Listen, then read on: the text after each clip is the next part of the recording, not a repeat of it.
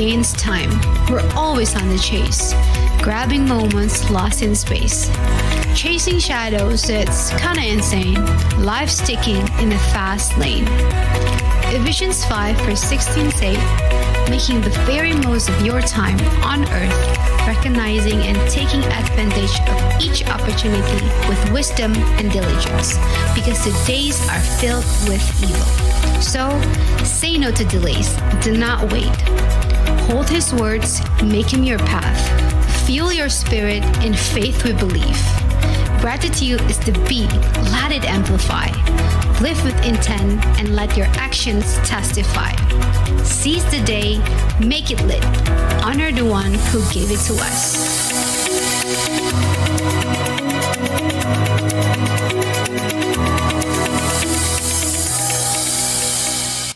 Shalom everyone. Shalom. How's everyone today? I hope we all had a blessed and week. So now we just want to praise and worship the Lord. So let's come together in prayer. Thank you, Lord, that we can all be gathered here today. Thank you for everything that you've done for us in this week, Lord.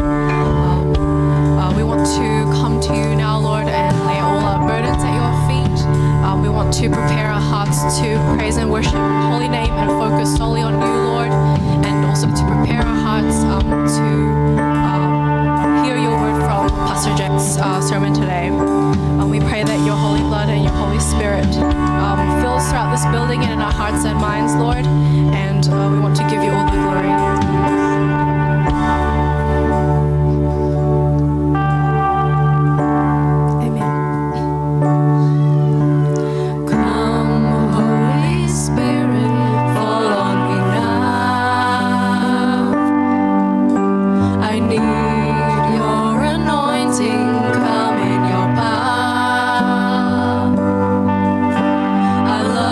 Holy Spirit, you've captivated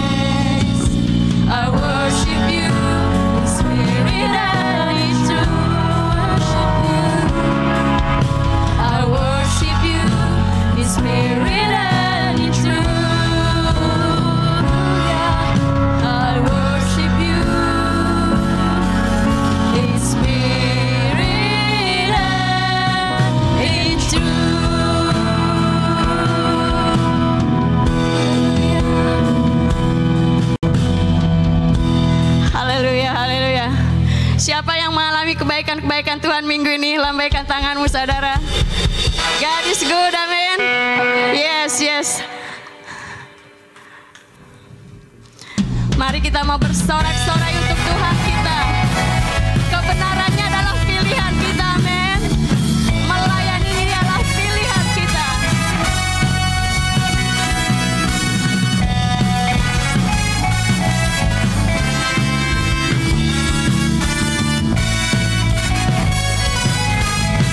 Mari sama-sama katakan, Kau Tuhan yang mulia, turun ke dunia,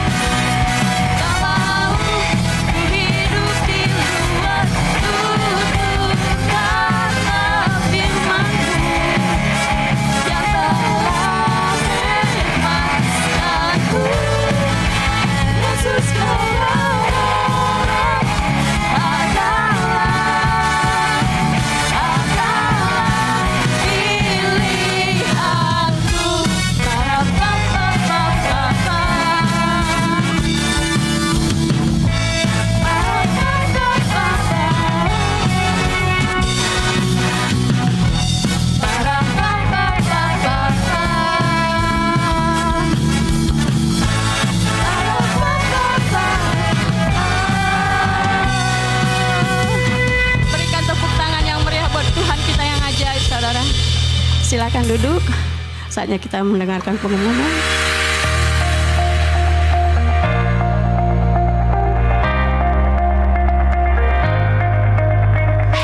Shalom semuanya. It's time for today's church news. Tema bulan ini adalah Seize the Time. Kita akan belajar mengenal waktu ya. Yes, kita akan belajar bagaimana seharusnya kita menggunakan waktu kita yang terbatas di dunia ini. Wah, luar biasa. We're definitely gonna learn a lot from this thing. Okay, let's see what's going on this coming week. Hari Jumat ini ada prayer meeting jam 7 malam di auditorium. Prayer meeting itu ngapain aja sih? Kita akan mulai dengan praise and worship, Lalu baca Alkitab bersama, sharing firman Tuhan, diskusi dan doa dalam kelompok kecil. dan terakhir adalah supper. Jadi jangan lupa datang hari Jumat ini ke prayer meeting ya. Tuhan Yesus berkata di Matius 18 ayat 20, di mana 2 atau 3 orang berkumpul dalam namaku, di situ aku ada di tengah-tengah mereka. As children of God, we are able to speak to and ask for help from our Father in heaven through prayer. Mazmur 34 ayat 15 dan 17 berkata, mata Tuhan tertuju kepada orang-orang benar, dan telinganya kepada teriak mereka minta tolong. Apabila orang-orang benar itu berseru-seru, maka Tuhan mendengar dan melepaskan mereka dari segala kesesakannya. If you have any prayer requests, please fill out the form on linktree/IFGFworld. Kita akan sama-sama mendoakan your prayer request.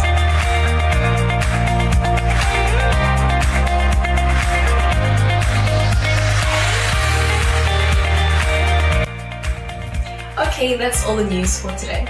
Selamat mengikuti rangkaian ibadah selanjutnya. God bless!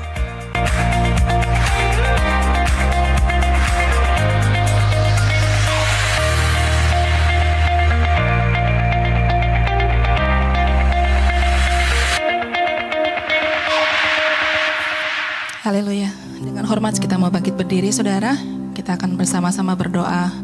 Doa Bapa kami, doa yang diajarkan oleh Tuhan Yesus. Mari kita berdoa. Bapa kami yang di surga, dikuduskanlah namamu, datanglah kerajaanmu, jadilah kehendak-Mu di bumi seperti di surga. Berikanlah kami pada hari ini makanan kami yang secukupnya, dan ampunilah kami akan kesalahan kami, seperti kami juga mengampuni orang-orang bersalah kepada kami. Dan janganlah membawa kami ke dalam pencobaan, tetapi lepaskanlah kami daripada yang jahat, karena Engkau-lah yang punya kerajaan dan kuasa dan kemuliaan sampai selama-lamanya. Amin. Masih dengan sikap berdiri, saya undang Sunday School Children dan guru-guru sekolah minggu.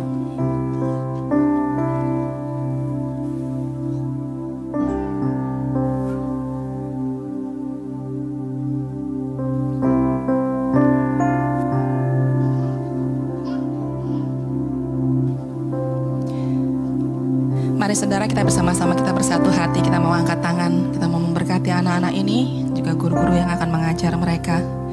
Bapa di dalam sorga, kami mengucap syukur ya Bapa, buat anak-anak ini yang Tuhan percayakan buat kami. Anak-anak ini Tuhan adalah anak-anak-Mu Tuhan, generasi penerus kami ya Tuhan di dalam iman. Tuhan, kami percaya ya Bapa, anak-anak ini akan tumbuh Tuhan, jadi anak yang takut akan Tuhan, menjadi anak-anak yang sungguh-sungguh taat akan firman-Mu Tuhan, menjadi anak yang Tuhan menjadi salt and the light Tuhan di tengah-tengah dunia ini Tuhan. Yang kami tahu Tuhan, dunia gak semakin membaik Tuhan, tapi kami percaya Tuhan anak-anak ini akan terus naik Tuhan bersama dengan Engkau. Bapak, Engkau yang jaga sertai mereka ya Tuhan, Engkau yang tuntun sertai mereka Tuhan. The understanding about the word of God Tuhan boleh ada dalam kehidupan mereka.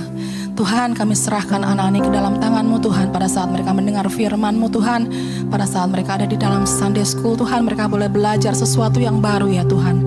Bukan Tuhan, bukan pengajaran dari kami Tuhan sebagai manusia, tapi Tuhan, sungguh itu semua dari Engkau ya Tuhan. Buka telinga mata rohani mereka ya Tuhan, sehingga mereka boleh mengerti Tuhan apa yang kami akan sampaikan buat anak-anak ini. Tuhan, kami juga memberkati guru-guru sekolah minggu yang ada ya Tuhan. Kau pakai mereka Tuhan, pakai tutur kata mereka, perkataan mereka Tuhan, yang simple Tuhan, yang bisa dimengerti oleh anak-anak ini ya Tuhan. Kau mengurapi mulut bibir guru-guru sekolah minggu yang ada pada sore hari ini ya Tuhan. Pengurapan dari Engkau Tuhan boleh turun atas mereka Tuhan, di dalam nama Tuhan Yesus. Sekali lagi Tuhan, kami serahkan Tuhan anak-anak ini ke dalam tangan-Mu, hanya di dalam nama satu yang tunggal Yesus Kristus kami berdoa dan mengucap syukur. Haleluya, amin.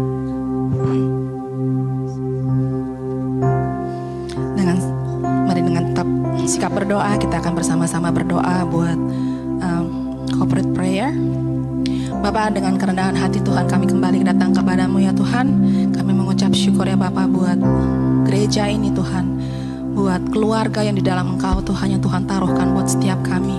Tuhan, saat ini Tuhan kami berdoa bersatu hati Tuhan buat beberapa teman kami yang sedang sakit ya Tuhan. Bapak, kami percaya ya Tuhan, di dalam nama Tuhan Yesus Engkau yang menjamah mereka ya Tuhan. Engkau yang jamah Tuhan, di dalam nama Tuhan Yesus. Kami percaya Tuhan, bilur-bilur-Mu sudah menyembuhkan mereka ya Tuhan. Apapun yang mereka hadapi saat ini Tuhan, di dalam nama Tuhan Yesus. Kami percaya Engkau gak pernah meninggalkan mereka ya Tuhan. Kami percaya Tuhan, apapun pengobatan yang harus dilakukan Tuhan, kami percaya Engkau yang menuntun, Engkau yang menyertai mereka ya Tuhan. Engkau sertai Tuhan, damai sejahtera boleh ada buat mereka ya Tuhan. Bapak, kami juga berdoa Tuhan buat beberapa teman kami Tuhan yang kehilangan Tuhan orang-orang dikasihi mereka ya Tuhan. Bapak, kami tahu Tuhan sangat menyedihkan Tuhan, sangat berat Tuhan berpisah dengan orang yang kami kasihi. Tapi kami percaya Tuhan, semua orang-orang yang meninggal di dalam Engkau Tuhan, kami akan dipertemukan kembali ya Tuhan. Kami berdoa Tuhan khususnya buat teman-teman kami ini Tuhan. Biarlah Tuhan kekuatan dari Tuhan, damai sejahtera Tuhan buat orang-orang yang ditinggalkan ya Bapa. Biar perlindungan-Mu selalu ada Tuhan buat keluarga mereka ya Tuhan. Kekuatan yang baru Tuhan, damai sejahtera yang baru Tuhan berikan buat keluarga ini ya Tuhan, di dalam nama Tuhan Yesus. Tuhan, kami juga mengingat ya Bapa buat teman-teman kami Tuhan yang masih akan mengapply visa ya Tuhan di New Zealand ini ya Tuhan. Kami serahkan Tuhan semua ke dalam tangan-Mu Tuhan.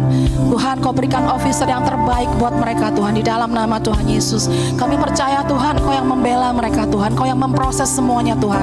Kami percaya Tuhan, di waktu-Mu yang tepat Tuhan, di waktu-Mu yang baik Tuhan, mereka boleh mendapatkan visa Tuhan, sehingga mereka boleh tinggal di New Zealand ini ya Tuhan.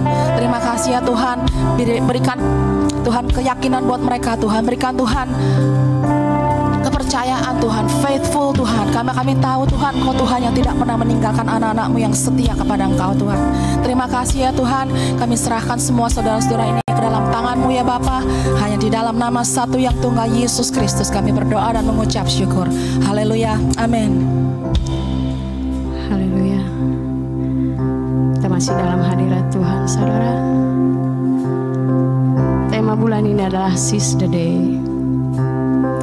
Bagaimana kita harus memanfaatkan hari kita untuk hidup kekekalan nantinya.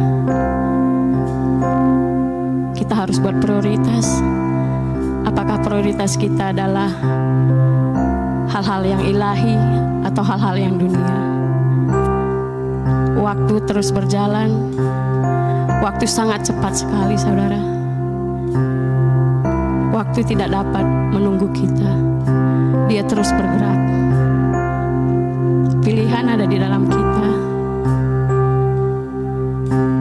Adakah Tuhan menemukan hati-hati yang terbuka untuk panggilannya? Adakah Tuhan menemukan di sini hati-hati yang mau mengatakan iya untuk panggilan Tuhan dalam kehidupannya? Tuhan ada di tengah-tengah kita saat ini. Dia begitu baik. Dia begitu pengasih. Kita mau sediakan hati kita untuk Dia kan?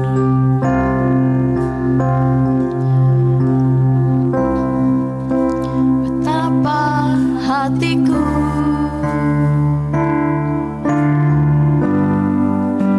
berterima kasih, Yesus.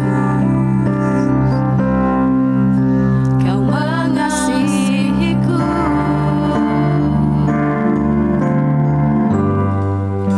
Kau memilikiku.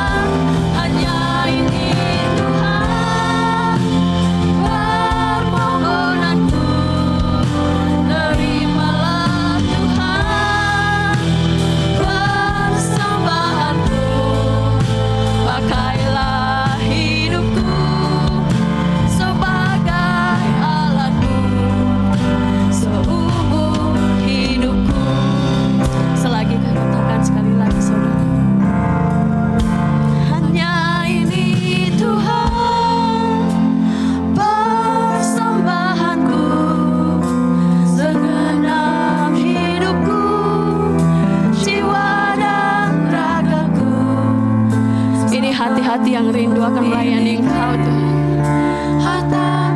Hati-hati yang mencintai Engkau, yang cukup berarti untukku bersamaku. Ini permohonan kami.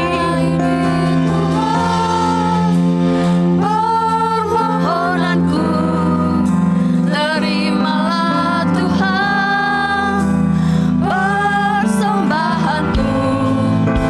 Pakailah hidupku sebagai alatmu, seumur hidupku. Sekali lagi katakan, hanya ini Tuhan persembahanku, segenap hidupku, jiwa dan ragaku. Aku miliki harta kekayaan yang cukup berarti untukku bersembahkan. Hanya ini Tuhan permohonanku, terimalah Tuhan persembahanku. Pakailah hidupku sebagai alatmu, seumur hidupku. Pakai hidup kami, pakailah hidupku sebagai alatmu, seumur hidupku. Ini penyerahan kami akan Engkau Tuhan. Pakailah hidupku, yes, sebagai alatmu, seumur hidupku. Mari sembah Tuhan saat ini, saudara. Sembah Dia, sebab hanya Dia yang layak.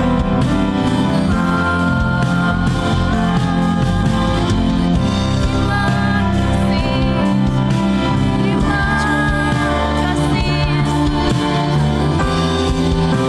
Ini hidup kami Tuhan, ini hidup kami, pakai sesuai rencana-Mu. Selagi kami kuat, selagi kami bisa bernafas Tuhan, selagi kami masih bisa bergerak, kami mau dipakai oleh Tuhan. Ini persembahan kami, ini hati kami, ini kerinduan kami. Haleluya, haleluya. Jesus, Jesus. Terima kasih. Terima kasih Yesus. Terima kasih. Sungguh kami mau belajar Tuhan. Kami mau belajar seperti Maria yang duduk di bawah kaki-Mu. Kami mau menikmati hari-hari kami dengan Engkau. Kami mau menikmati kasih-Mu Tuhan. Kami gak mau lepas dari kasih-Mu. Kami mau terus menikmati hadirat-Mu. Karena sungguh hadirat-Mu yang memerdekakan kami. Sungguh hadirat-Mu yang menyembuhkan kami. Sungguh hadirat-Mu yang mengubahkan kehidupan kami. Haleluya, haleluya. Terima kasih Tuhan. Engkau ajaib dalam kehidupan kami, pengagungan kami, pujian tertinggi kami hanya untuk Raja di atas segala raja, yang kami sembah sebagai Yesus Kristus Tuhan kami. Terima kasih Yesus, terima kasih Bapa. Haleluya, haleluya.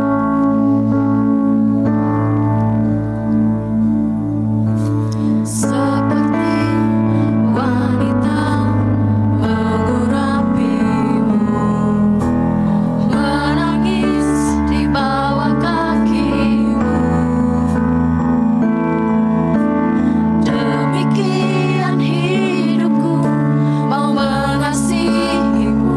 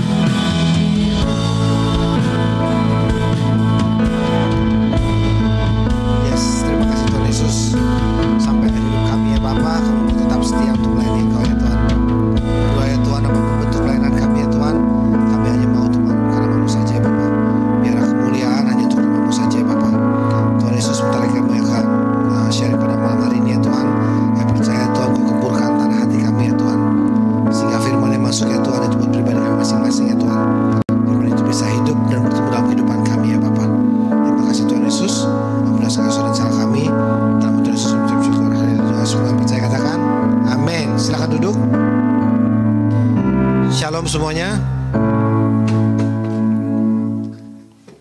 Apa kabar FGF Wellington? Luar biasa ya. Puji Tuhan walaupun cuaca kayaknya tadi pagi cerah, sore-sore mendung. Mendung lagi kayaknya lebih enak di rumah gitu tidur, tapi Tuhan punya rencana baik. Saudara dan saya bisa bersama-sama di rumah Tuhan hari ini. Saya percaya ada maksud Tuhan supaya kita bisa mendengarkan sesuatu. Waduh, lengkap sekali. Kita bisa mendapatkan sesuatu dan kita bisa bawa pulang sesuatu. Tema bulan ini sama seperti yang tadi Ana juga bicara tentang seize the day. Ini tentang bahwa waktu Tuhan semakin pendek. Kita nggak tahu waktunya kapan. Kita nggak tahu, nggak ada yang bisa prediksi. Tuhan Yesus sendiri bilang di Alkitab nggak ada yang tahu Tuhan datang. Hanya Tuhan sendiri yang tahu dia akan datang. Tapi tanda-tanda alam, tanda-tanda kejadian-kejadian itu banyak sekali mendatangkan waktu Tuhan semakin dekat. Untuk itu kita mau coba siapkan hati kita. Supaya kita mau taat dan setia. Supaya ketika Tuhan datang, kita siap. Ketika Tuhan datang untuk mengangkat saudara dan saya, kita siap. Kalau kita nggak siap, itu yang bahaya. Kita mungkin dari kecil, kita tahu gitu, kita belajar di sekolah minggu, Tuhan sebentar lagi datang. Sekarang udah umur ada yang umur 20, 30, 40, 50, Tuhan belum benar datang. Tapi saya percaya kedatangan Tuhan semakin cepat.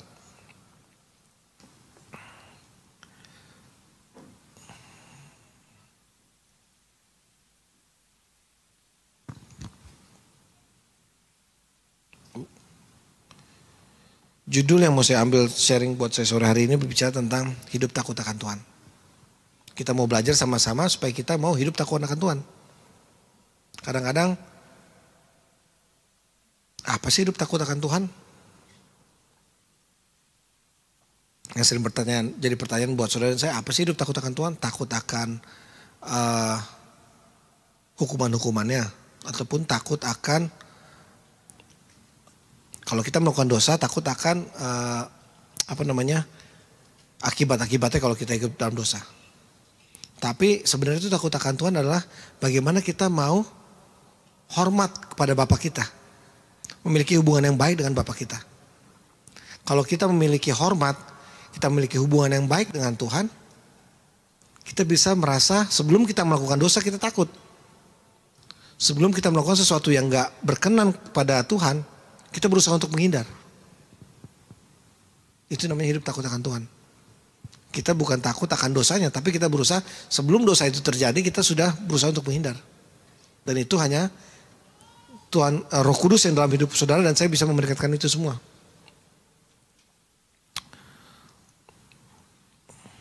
Kita sama-sama buka, kita belajar. Sore ini kita belajar dari Mazmur 128 ayat 1 sampai 6. Saya baca ayatnya yang ganjil, saya minta jemaat bantu saya untuk bacanya yang genap. Berkat atas rumah tangga, nyanyian ziarah. Berbahagia setiap orang yang takut akan Tuhan, yang hidup menurut jalan yang ditujukannya. Ayat yang kedua, 1, 2, 3.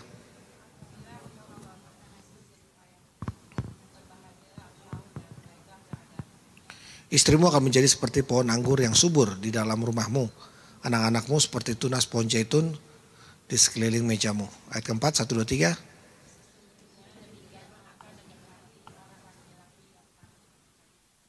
Kiranya Tuhan memberkati engkau dari Sion, supaya engkau melihat kebahagiaan Yerusalem seumur hidupmu. Yang terakhir 1, 2, 3.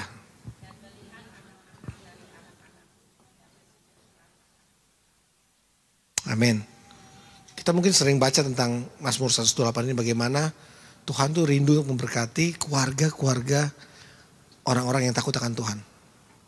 Salah satunya keluarga saudara dan saya. Tuhan sangat senang sekali memberkati. Asal kita mau belajar di sini supaya takut akan Tuhan. Poin yang pertama kita takut akan Tuhan. Berkat tidak harus berbicara secara materi. Di Mazmur 128 ini berbicara tentang hubungan harmonis dalam keluarga. Pasti setiap yang berkeluarga di sini memiliki kerinduan memiliki hubungan harmonis. Ayah dengan anak, suami dengan istri, ataupun ibu dengan anak-anak. Pasti rindu, semuanya pengen memiliki hubungan yang baik, hubungan yang harmonis. Dan Tuhan itu berjanji, ini cuma bukan cerita belaka, tapi ini cuma janji Tuhan supaya setiap keluarga Kristen yang takut akan Tuhan pasti akan memiliki hubungan yang harmonis satu dengan yang lain.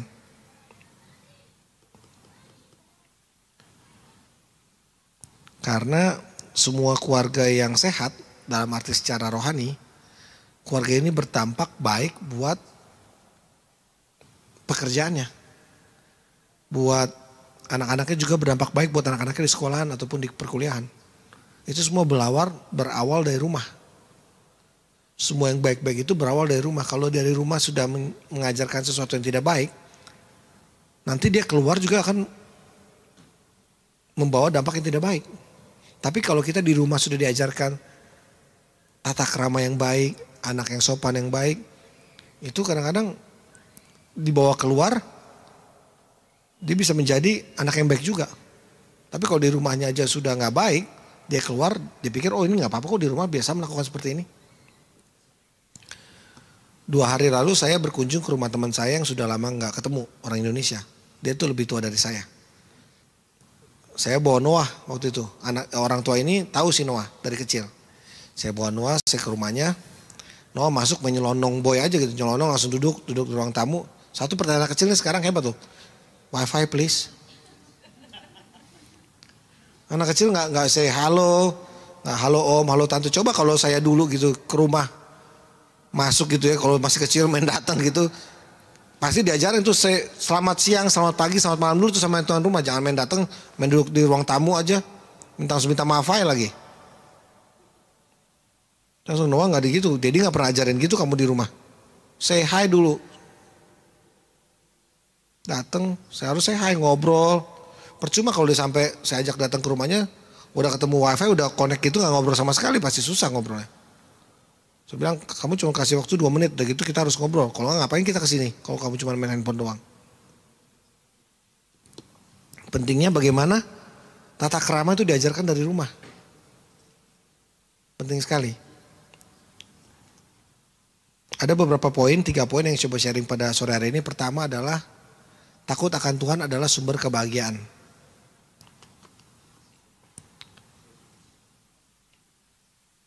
Banyak dari kita masih mendefinisikan takut akan Tuhan, kita mau taat sama Tuhan karena kita takut akan hukuman yang Tuhan kasih kalau kita tidak taat kepada Tuhan.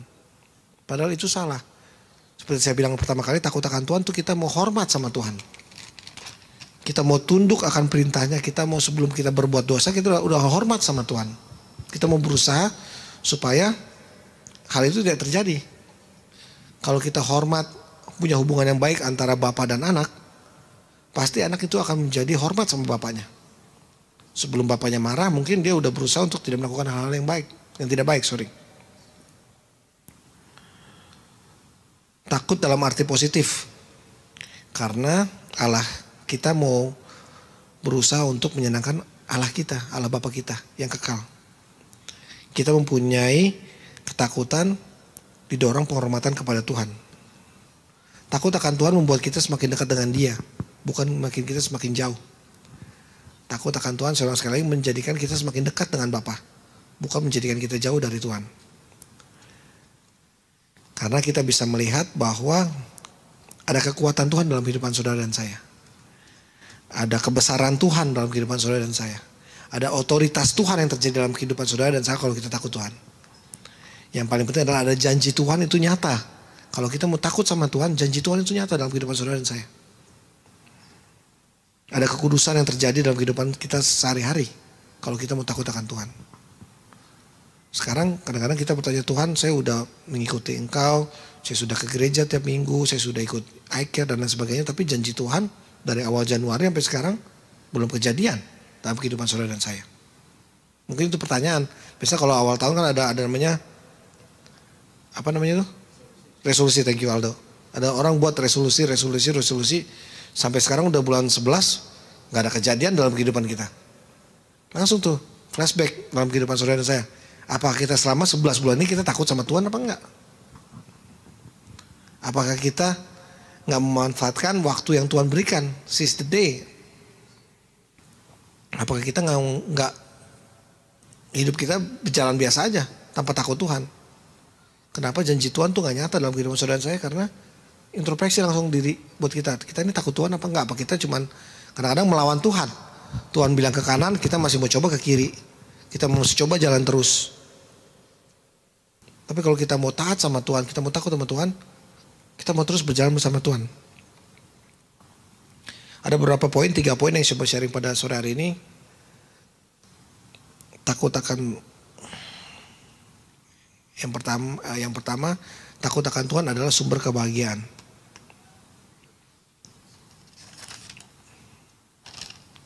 Yang kedua, berkat bagi orang yang takut akan Tuhan. Ternyata kalau kita takut akan Tuhan tuh kita ada berkatnya loh yang Tuhan mau siapkan buat saudara dan saya. Sini dibilang, apabila engkau makan hasil jerih payah tanganmu, berbahagialah engkau dan baiklah keadaanmu. Istrimu akan menjadi seperti pohon anggur yang subur di dalam rumahmu. Anak-anakmu seperti tunas pohon zaitun yang sering di mejamu. Sungguhnya demikianlah akan diberkati seorang laki-laki yang takut akan Tuhan. Yes, kalau kita takut akan Tuhan, di sini ada berkat-berkat yang mau Tuhan berikan buat saudara dan saya. Berkat dunia, kita berkat di sini bukan berarti kita membicarakan berkat dunia, tapi berkat secara hubungan kita, rohani kita dengan Tuhan. Ada upah bagi mereka yang takut akan Tuhan atas pilihan sikap, pilihan hidup kita sendiri. Yang pertama adalah memakan hasil jerih payah tanganmu. Di sini dibilang, apabila engkau memakan hasil jerih payah tanganmu. Ada banyak sekali orang yang sudah bekerja, tapi dia nggak bisa memakan hasil jerih payah tangannya sendiri. Dia udah kerja capek, banyak hal-hal yang dia nggak bisa menikmati berkat Tuhan. Entah dia sakit, atau barang-barangnya dicuri orang, atau dibohongin orang dalam bisnis, ataupun kebakaran, dan lain sebagainya.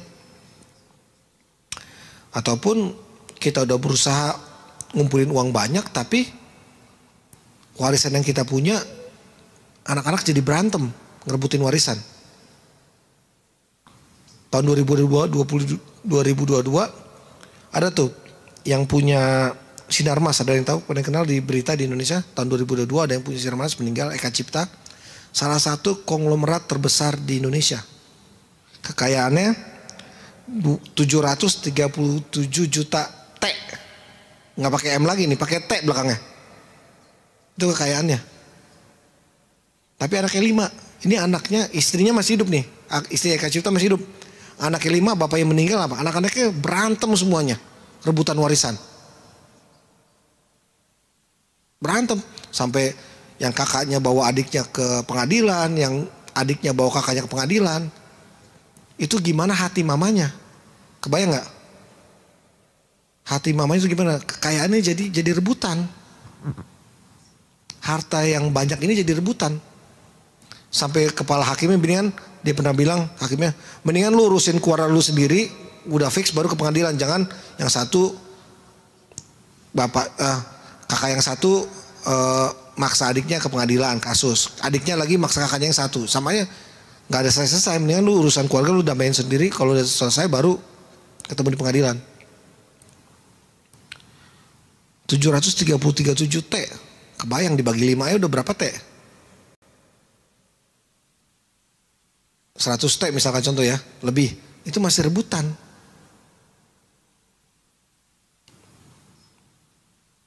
Kebayang, hanya karena materi mereka ini jadi nggak bisa menikmati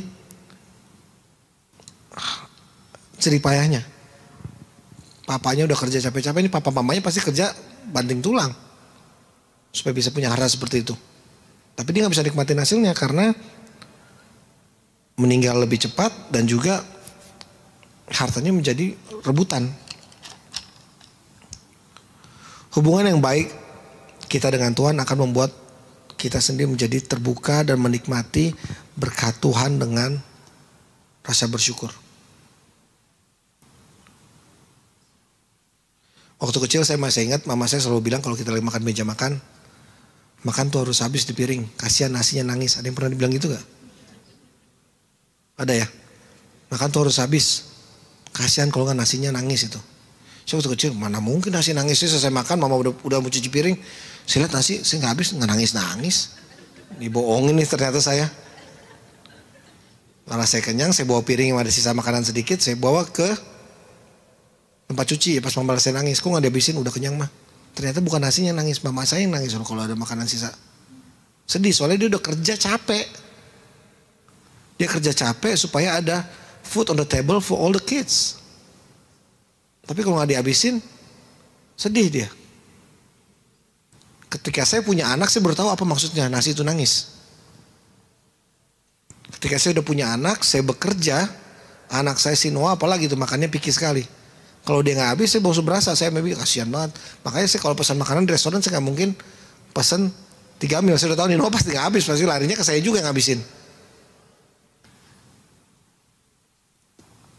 Itulah maksudnya nasi nggak habis itu berkat orang tua yang udah bekerja capek.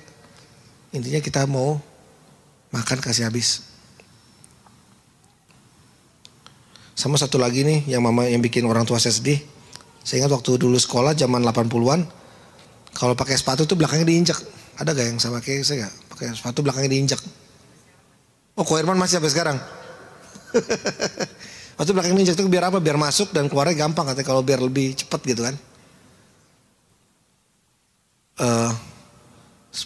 Waktu itu saya bilang, mama saya marah, itu kenapa sepatu diinjak? Sepatu baru dibeli juga udah begitu bentuknya.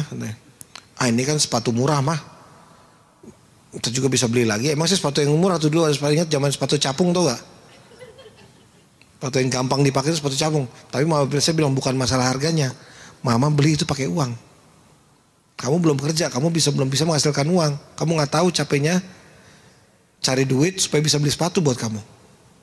Ini kan cuma murah mah, nih paling murah loh. Sepatu paling murah, gampang lah. Kejadian itu saya flashback 2 bulan yang lalu nih. Saya baru beliin sepatu Noah. Pulang sekolah dia main injak aja belakangnya. Saya beli sama Ebi sengaja sepatu lebihan besar dikit gitu ya. Biar dia pakainya agak lama gitu kan. Jadi sepatu besar dikit dia pakainya gak comfortable. Belakangnya diinjak sama dia. Udah kayak dibikin kayak sendal aja gitu jalan. Noah ini sepatu papa mama baru beli. Baru 3 bulan bentuknya udah kayak begini. Enak jadi pakai begini gampang katanya. Masuk. Enggak pakai yang benar. Kalau enggak pakai sepatu tahun depan gak ada sepatu lagi ya. Baru ngerasain itu, sedih loh. Ngeliat sepatu anak baru 3 bulan bentuknya udah kayak begitu. Kita kerjanya capek-capek dari pagi sampai malam supaya bisa beli sepatu. Saya baru ngerasain setelah saya mengalaminya. Dulu saya kayaknya kalau bilang, untung Noah gak bilang, sepatu murah ini, jadi saya bisa marah langsung. Coba kalau dia bilang seperti itu. Betapa sakitnya perasaan mama saya, papa saya waktu itu kan.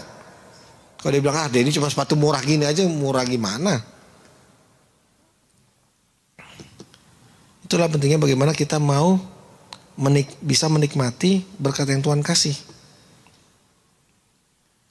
Memakai hasil jerih payah tanganmu. Yang kedua, berbahagialah engkau dan baiklah keadaanmu. Ini sama seperti di poin yang tadi. Berbahagialah engkau dan baiklah keadaanmu. Berbahagia di sini bukan melihat dari banyaknya berkat yang kita terima. Sekali lagi, berbahagia di sini bukan melihat dari betapa banyaknya berkat yang kita terima, tapi bagaimana hidup kita untuk selalu mengucap syukur untuk menikmati berkat Tuhan. Tidak perlu takut dan berbagi-bagi menikmati berkat Tuhan, karena ini semua hasil jerih payah saudara dan saya. Kita nggak perlu takut menikmati berkat Tuhan karena ini hasil jerih payah kita sendiri. Di Indonesia sekarang kita tahu sedang masuk tahun politik di mana para pejabat negara akan banyak yang maju sebagai calon presiden, calon wakil presiden, anggota DPR dan MPR dan lain sebagainya. Dan di Indonesia tuh sebelum kita masuk sebagai pejabat negara ada yang namanya LHKPN. Benar ya Pak Tumpal ya? Ada LHKPN, jadi kita harus lapor. Singkatannya laporan harta kekayaan penyelenggara negara. Jadi kita pejabat negara kita harus laporin nih. Harta bergerak kita berapa, harta tidak bergerak kita berapa. Kita laporin pemerintah. Jadi setelah kita selesai masa jabatan kita nanti dicek lagi nih. Sesuai gak? Kalau misalkan sebelum jadi pejabat hartanya 10 juta, mobilnya 1. Setelah menjabat 5 tahun jadi 20 miliar, mobilnya banyak gitu. Curiga dong, gaji cuman pemerintah berapa, tapi harganya ada gapnya terlalu besar. Itu penting sekali di pejabat pemerintah, jadi bisa dilihat dari hasilnya itu nanti akan diperiksa sama pemerintah.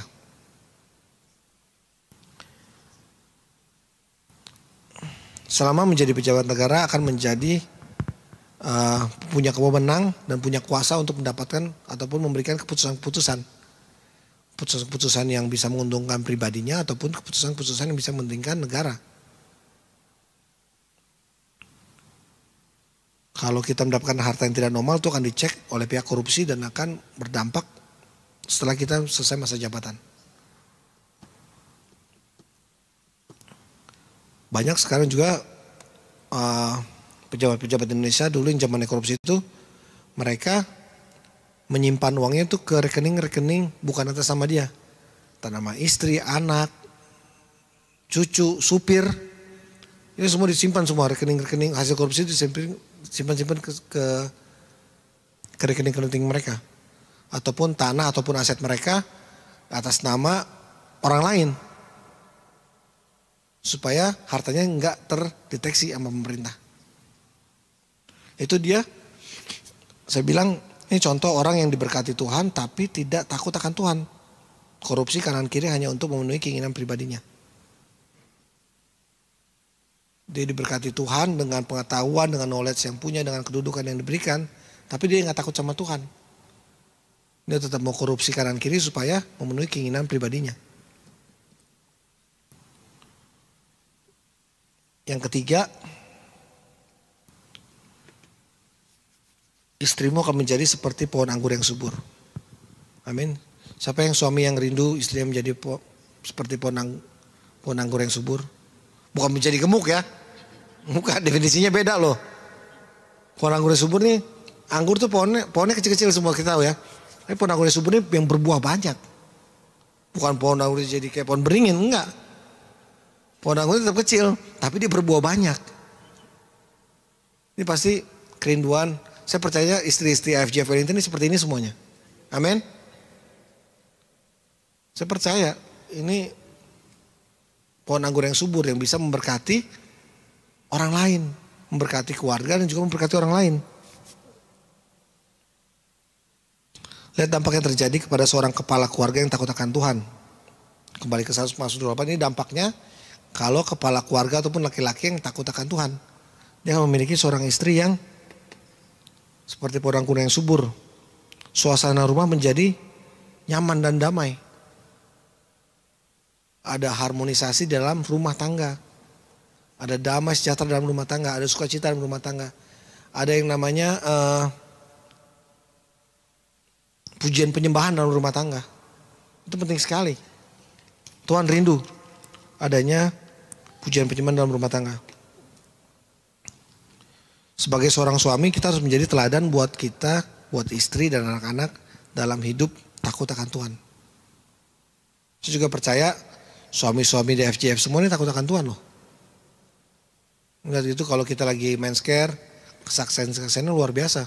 Betapa mereka tuh sayang sama istri dan anak-anak, kerja capek dari pagi, malam, ada yang punya 2-3 job, cuman bisa buat apa? Untuk menyenangkan istri dan anak-anak. Saya percaya juga suami-suami di sini takut akan Tuhan semua. Ada quote bilang happy wife, happy life. Benar ya? Kalau istri kita bisa menyenangkan istri, hubungan keluarga tuh bisa jadi baik. Tapi kalau istrinya ngedumel mulu, istrinya ngambekan, istrinya nggak bisa bawa suasana damai di rumah, itu bahaya. Suami juga jadi mendingan keluar di rumah daripada di rumah dimarahin mulu. Keluar di rumah. Itu yang makin bahaya. Jadi kalau kita sebagai suami yang takut akan Tuhan tuh, kita akan mendapatkan istri-istri yang baik. Istri yang seperti pohon anggur yang subur.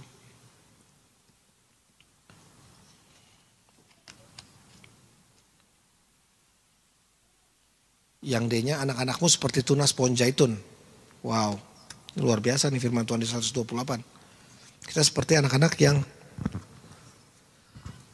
seperti tunas pohon zaitun. Pohon zaitun itu yang selalu menghasilkan buah dan minyak secara bertahap. Tunas ini selalu diikat dekat dengan pohonnya dan terus menyatu dengan pohonnya. Jadi anak-anak yang Kalau kita sebagai orang tua yang takut akan Tuhan, anak-anaknya juga akan mendekat dengan orang tua. Dan anak-anak ini akan menjadi anak-anak yang baik, hormat orang tua dan juga menjadi berkat buat orang lain. Berminyak, dia menghasilkan minyak, menghasilkan buah yang bisa berdampak buat orang lain.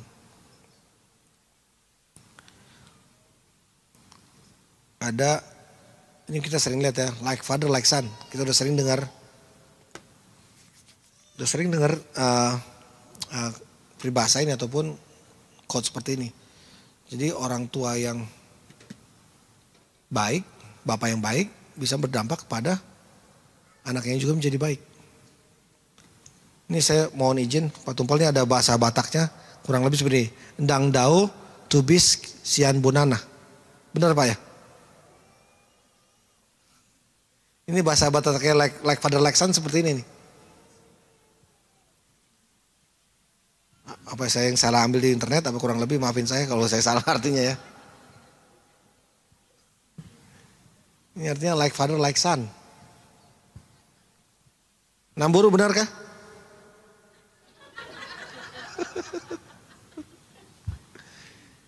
Jadi kita like father like son seperti ini. Jadi kita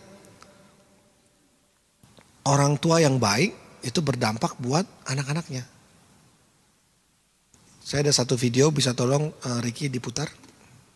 Ini gak ada anak kecil di sini kan ya? Ini ada violence-nya sedikit.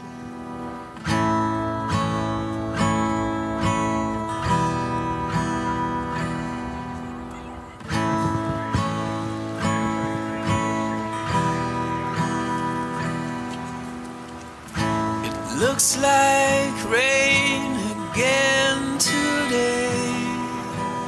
Dark clouds gather and fill the sky.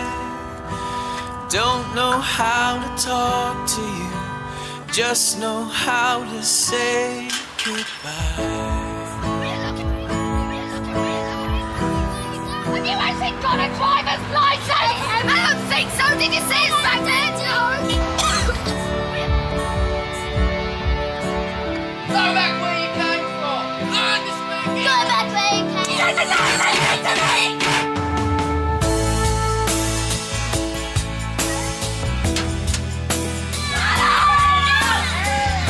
What's wrong with you, Harry? Get over here! You don't want to speak. I've had enough of you. I've had enough of you.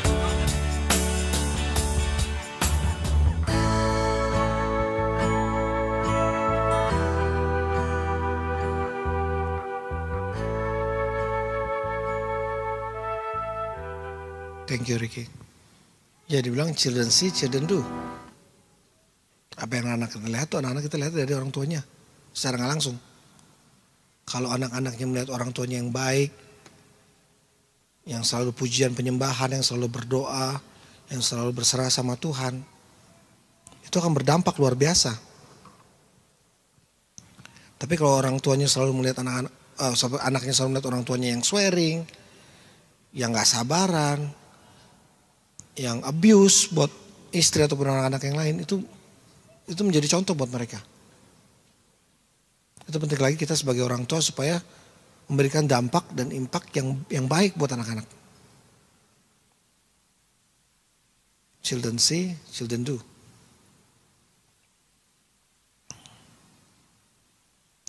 Bagaimana perilaku sikap anak itu akan selalu mengikuti dari ayahnya secara nggak langsung.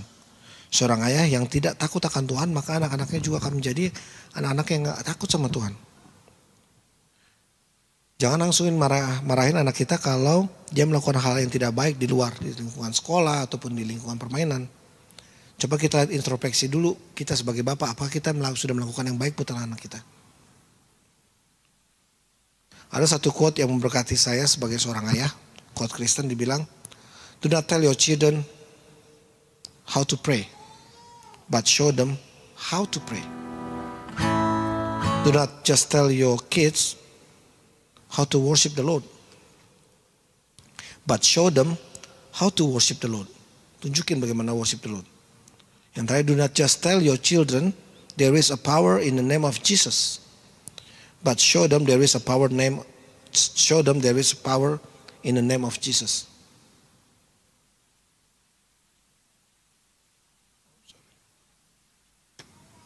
Kita jangan cuma kasih tahu aja, tapi kita harus tunjukin. Penting sekali. Jangan bilang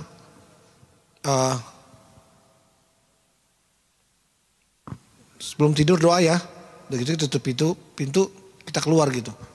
Tapi ada baiknya kita berdoa sama anak kita. Tunjukin, ayo berdoa dulu. Berdoa bareng. Kalau udah gede, dia udah bisa sendiri. Kadang-kadang kita bisa melihat. Kalau dia mau tidur, dia berdoa sendiri. Kalau dia udah bisa tidur, berdoa sendiri, baru kita lepas pelan-pelan. Berarti dia udah tahu apa yang dia lakukan. Sama juga kalau worship. Jangan cuma bilang, tadi gereja jangan lupa worship Tuhan ya. Jangan lupa penyembahan sama Tuhan. Tapi kita nggak worship sama dia bareng-bareng. Pentingnya kita mau worship sama anak kita bareng-bareng sama-sama. Karena itu diberikan kesempatan tiap awal bulan minggu pertama anak-anak duduk dengan orang tuanya. Biar anak itu bisa melihat bagaimana cara memuji dan memuliakan Tuhan yang baik dan benar. Itu mereka melihat dari orang tuanya yang lebih dekat. Yang terakhir dibilang, do not just tell your kids there is a power in the name of Jesus, but show them there is a power in the name of Jesus. Show them. Bagaimana caranya? Kita lagi berdoa, kita tumpang tangan ke sesuatu, anak kita bisa melihat. There is a power in the name of Jesus. Kita perkataan terus, in the name of Jesus, in the name of Jesus you can do it, in the name of Jesus you can handle it. Terus katakan yang baik buat anak-anak kita. Ini generasi emas. Anak ini generasi yang militan. Kita berdoa anak-anak ini lebih militan daripada saudara dan saya. Anak-anak ini akan menjadi anak-anak yang takut akan Tuhan. Anak-anak yang mau melihat bahwa hidup mereka dituntun dengan Roh Kudus. Oke?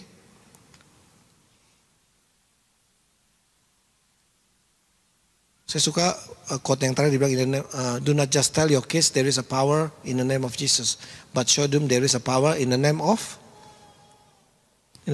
what? Kita harus proklaim. Ini proklaim harus dengan perkataan kita yang baik. Kalau sebagai orang tua kita aja masih lemes-lemes. Sebagai anak-anak muda yang sudah tahu akan firman Tuhan kita masih lemes-lemes. Bagaimana kita mau proklaim ini buat generasi kita?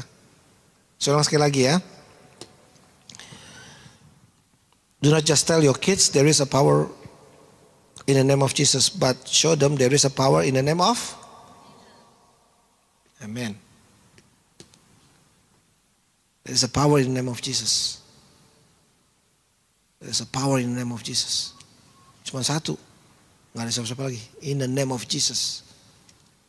Saudara dan saya akan bisa hidup dan takut akan Tuhan.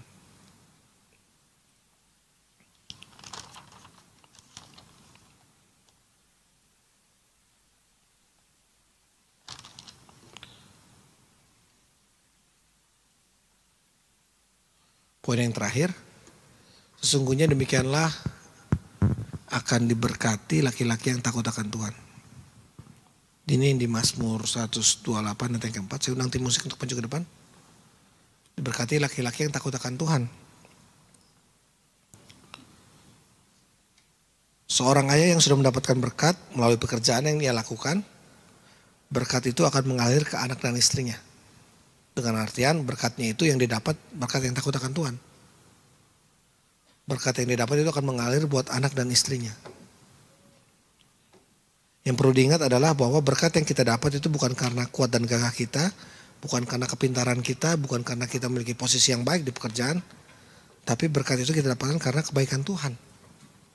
Dalam kehidupan seorang ayah, seorang bapak dalam kepala rumah tangga. Di sini ada berkat. Di Alkitab juga berbicara tentang kutuk.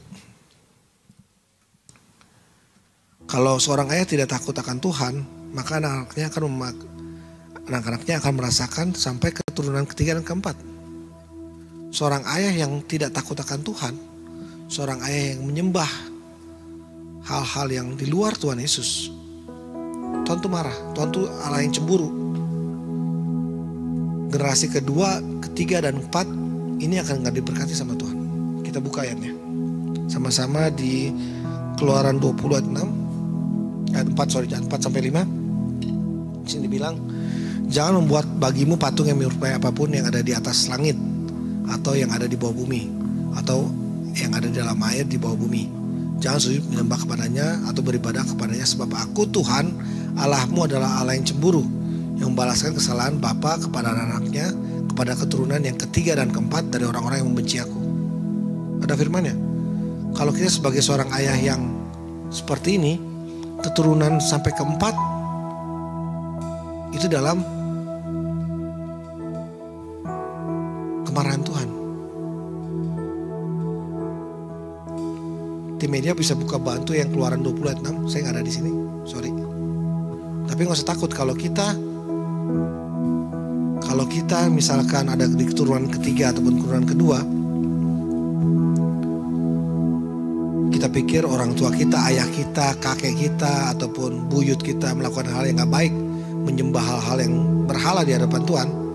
Di sini yang ayat ke-6 berkata, tapi aku menunjukkan kasih setia kepada beribu orang, yaitu mereka yang mengasihi aku, yang berpegang pada perintah-perintahku. Dalam artian, walaupun hal itu mungkin terjadi dalam kehidupan saudara dan saya, tapi setiap orang yang mau kembali kepada kehendak Bapa, hubungan itu akan pulih kembali.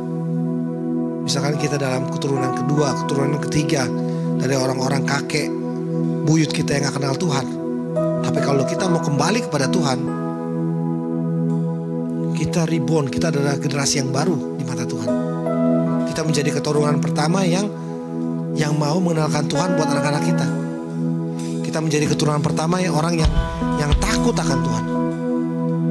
Kita menjadi keturunan pertama orang yang mau hormat sama Tuhan. Keturunan pertama orang yang mau takut sama Tuhan. Tuhan mau hapuskan sebuah kutuk keturunan kedua, ketiga, keempat.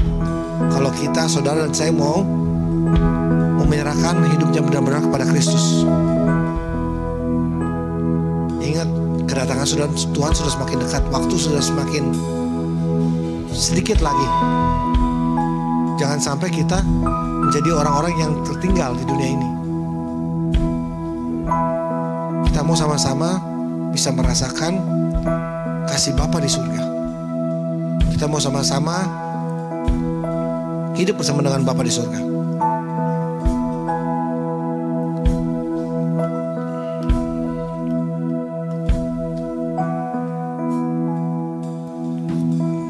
Hanya dengan kasih Tuhan kita bisa melihat bahwa kutuk itu bisa diputuskan.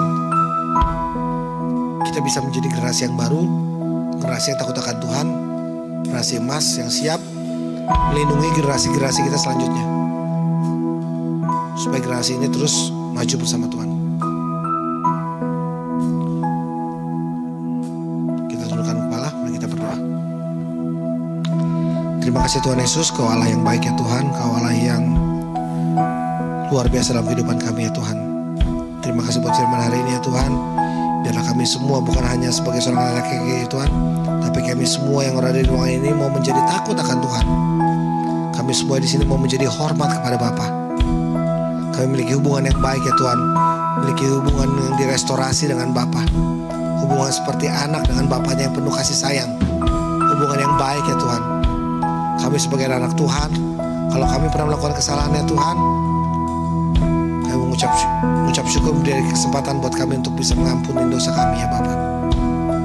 Dan kami percaya Tuhan, kami percaya Bapa, kami menjadi generasi yang baru, generasi emas, generasi yang hormat sama Tuhan.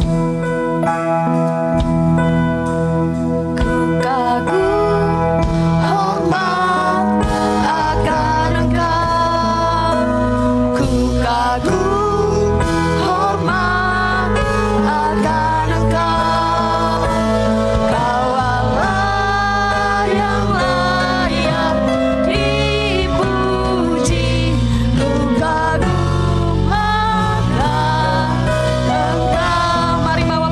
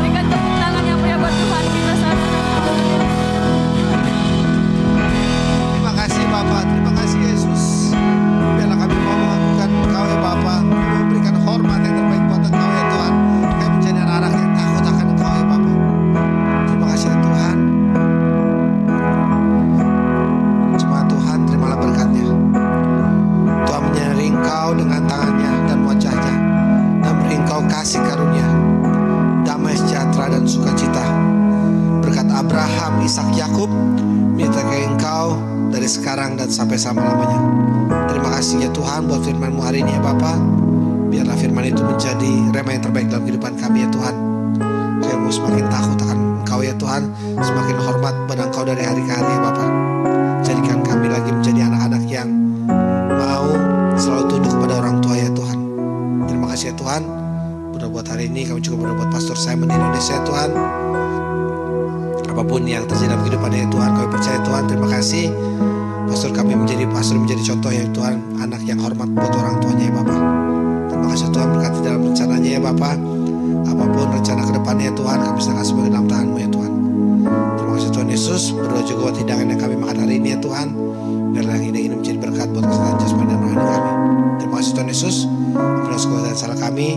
Nama Tuhan Yesus kami ucap syukur. Semua percaya katakan amin. Shalom semuanya. Bisa semuanya sedih.